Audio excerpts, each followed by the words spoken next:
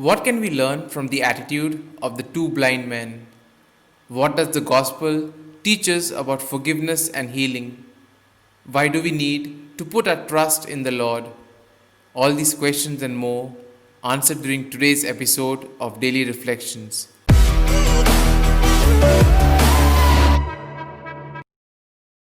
Once again, today's gospel places before us the encounter of Jesus with human misery.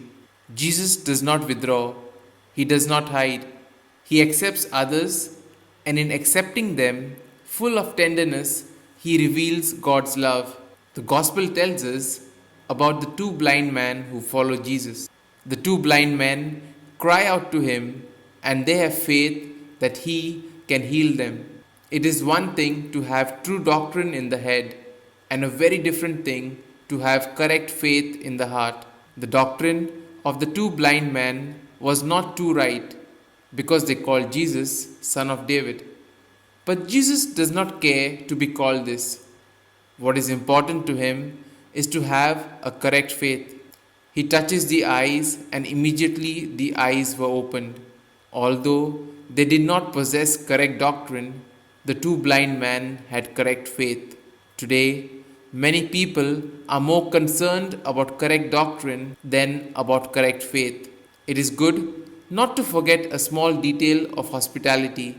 Jesus reaches the house, and the two blind men also enter the house, as if this was the most natural thing in the world. They feel at ease in Jesus' house. To proclaim the gospel, that is the good news, means to share with others the good which God does in our life. The gospel also emphasizes on forgiveness and healing. God shows mercy to those who recognize their need for his forgiveness and healing. When two blind men approached Jesus, he questioned their earnestness. Do you believe that I am able to do this? Jesus put them to the test, not to rebuff them, but to strengthen their faith and trust in God's mercy. He touched their eyes, both to identify with their affliction and to awaken faith in them. Their faith grew as they responded to his word with confident hope.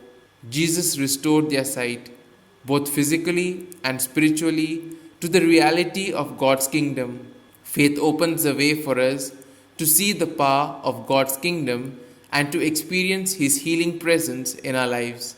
In Jesus, we see the fullness of God's mercy and the power of his kingdom, the power to save from death and destruction, to forgive sins and lift the burden of guilt, and to heal infirmities and release the oppressed. God gives mercy to the lowly in heart, to those who recognize their need for God and for his forgiveness and healing power. We are also told that we need to trust in the Lord. God transforms those who put their hope and trust in him. God wants to change and transform our lives to set us free to live as his sons and daughters and citizens of his kingdom. Faith is the key to this transformation. How can we grow in faith? Faith is a gift freely given by God to help us know God personally, to understand his truth, and to live in the power of his love.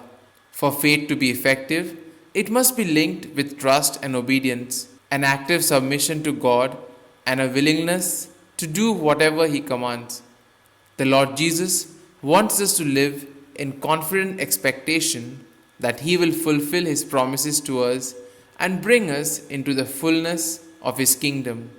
Here are some points for a personal reflection. Do I have in my life some good news from God to share with others? On which point do I insist more? On correct doctrine or on correct faith? How is it possible to separate doctrine and faith in practice? These points can be of great help to reflect on today's gospel. And if you like our reflection, do share the good news of our Lord. Have a good day, and may God bless you all. Amen.